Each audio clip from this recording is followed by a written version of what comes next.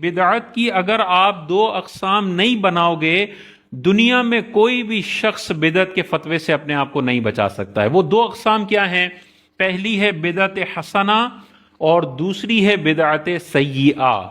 ایک ہوتی ہے اچھی بدعت اور دوسری ہوتی ہے بری بدعت۔ ہر بدعت بری نہیں ہوتی، بعض بدعتیں اچھی ہیں اور بعض بدعتیں بری ہیں۔ اب اچھی بدعت کہاں سے آ گئی؟ حضور علیہ الصلوۃ والسلام کی مسلم شریف کی حدیث ہے، حضور علیہ السلام نے ارشاد فرمایا، جس نے اس دین میں کوئی نیا طریقہ ایجاد کیا تو قیامت تک جتنے لوگ اس اچھے نئے طریقے پر عمل کریں گے سب کا ثواب ایجاد کرنے والے کو ملتا رہے گا، اور عمل کرنے والوں کے عمل میں کوئی کمی نہیں ہوگی، ان کے ثواب میں کمی نہیں ہوگی۔ اور جو کوئی اس دین میں برا طریقہ رائج کرے، ایجاد کرے، تو قیامت تک جتنے لوگ اس برے طریقے پر عمل کریں گے سب کا گناہ ایجاد کرنے والے کو ملتا رہے گا۔ اس حدیث میں واضح طور پر تاجدار کائنات نے ارشاد فرمایا، دین میں اگر کوئی اچھا طریقہ ایجاد کیا جاتا ہے وہ برا نہیں ہے، بلکہ وہ تو ثواب جاریہ کا ایک سبب بن جاتا ہے، اور بری چیز دین کے اندر ایجاد کی جو قرآن و سنت کے خلاف ہے وہ بدعت سیئہ بنتی ہے، اور قیامت تک جتنے لوگ اس پر عمل کریں گے اس ایجاد کرنے والے کو گناہ ملے گا۔ اچھی بدعت کی دوسری دلیل کیا ہے؟ حضور علیہ الصلوۃ والسلام کے وصال مبارک کے بعد جنگ یمامہ میں بہت سارے حفاظ شہید ہو گئے۔ حضرت عمر حضرت ابوبکر صدیق کے پاس آئے کہ ابھی قرآن الگ الگ فارم میں پڑھا ہوا ہے، اسکیٹرڈ ہے، ہم قرآن کو کتابی شکل میں جمع کر لیتے ہیں۔ حضرت ابوبکر صدیق نے کیا ارشاد فرمایا؟ میں وہ کام کیسے کر سکتا ہوں جو نبی کریم علیہ السلام نے نہیں کیا؟ یعنی ابوبکر صدیق رضی اللہ تعالیٰ عنہ کے ذہن میں یہ تھا کہ چونکہ نبی کریم علیہ السلام نے یہ نہیں کیا تو میں بھی یہ نہیں کروں گا۔ لیکن حضرت عمر بار بار ابوبکر صدیق کو کہتے رہے کہ اس میں تو بھلائی ہے، اگرچہ نبی نے نہیں کیا لیکن یہ بھلائی والا کام ہے، ہمیں کرنا چاہیے۔ حضرت ابوبکر صدیق ارشاد فرماتے ہیں کہ مجھے عمر بار بار کہتے رہے حتیٰ کہ اللہ تعالیٰ نے میرا دل اس حوالے سے کھول دیا اور پھر قرآن کتابی شکل میں جمع ہوا۔ تو اب دیکھیں، ابوبکر صدیق کا خدشہ تھا کہ جو نبی نے نہیں کیا میں نہ کروں، لیکن عمر نے قیامت تک کے مسلمانوں کو یہ عقیدہ بتا دیا کہ اگر کوئی نیا کام ہو لیکن اس میں دین کی بہتری ہو تو چاہے نبی علیہ السلام نے نہ کیا ہو تمہارے لیے کرنا جائز بھی ہے اور اس میں ثواب بھی ہے۔ یہ دوسری دلیل ہے۔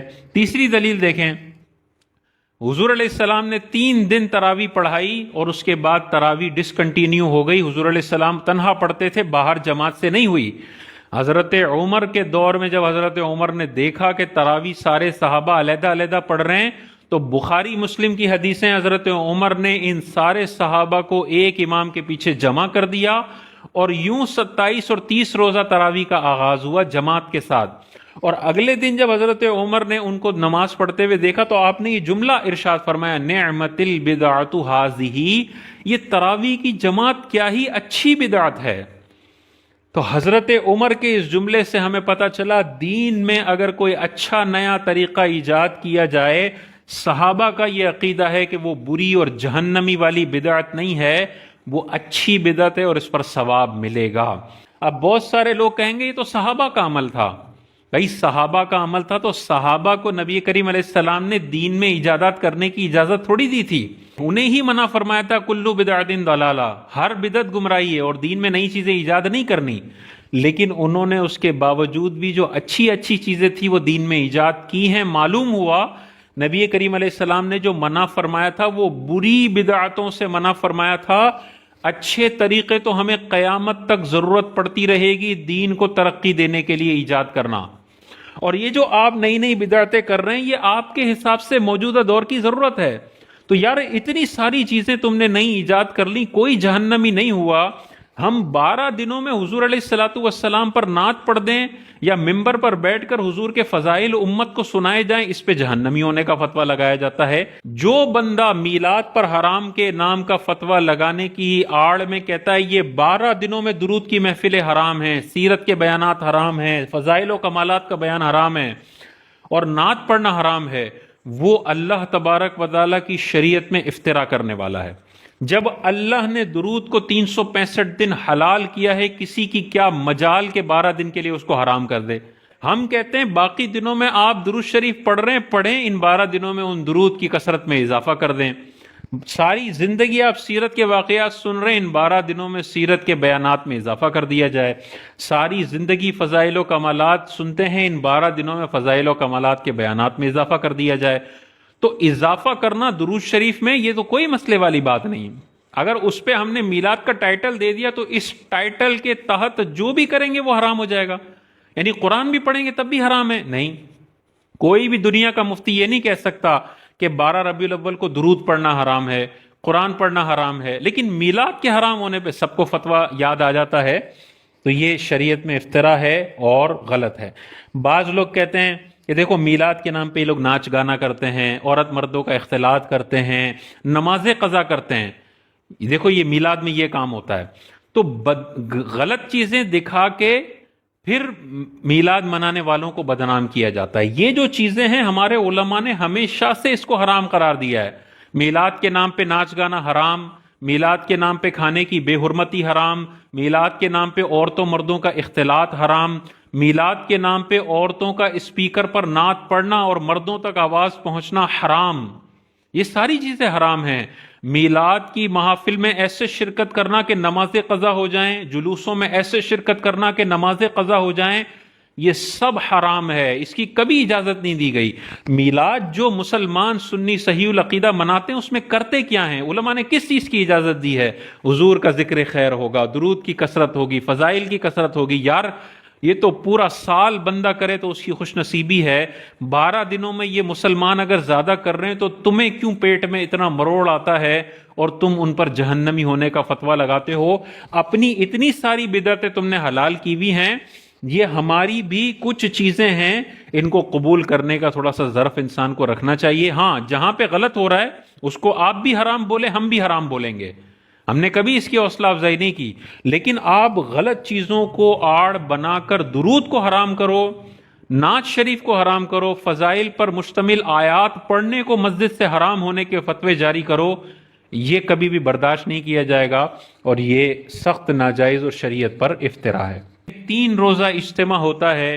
3 روزہ اجتماع نہ صحابہ کے دور میں تھا، نہ حضور علیہ السلام کے دور میں تھا، نہ 3 روزہ اجتماع کے تیسرے دن ہونے والی اسپیشل دعا صحابہ کے دور میں تھی.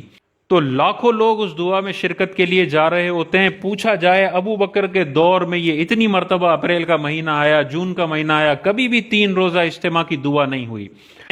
ہمارا 12 تاریخ کو درود پڑھنا بھی آپ حرام کہتے ہو کہ میلاد کے نام پہ درود پڑھا تو یہ بھی جہنمی ہے.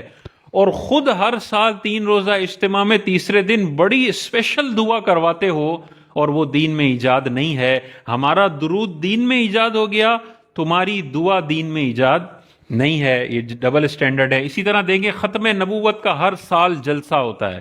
جو میلاد کے جلسوں کو حرام کہتے ہیں، میلاد میں نعت پڑھنے کو حرام کہتے ہیں، وہ ختم نبوت کا جلسہ ہر سال مینار پاکستان میں کر رہے ہوتے ہیں. بھائی صحابہ نے جلسہ کیا تھا ختم نبوت کا؟ نہیں کیا تھا. آپ کر رہے ہو اور آپ لوگوں کو یہ نہیں بولتے یہ دنیاوی چیز ہے.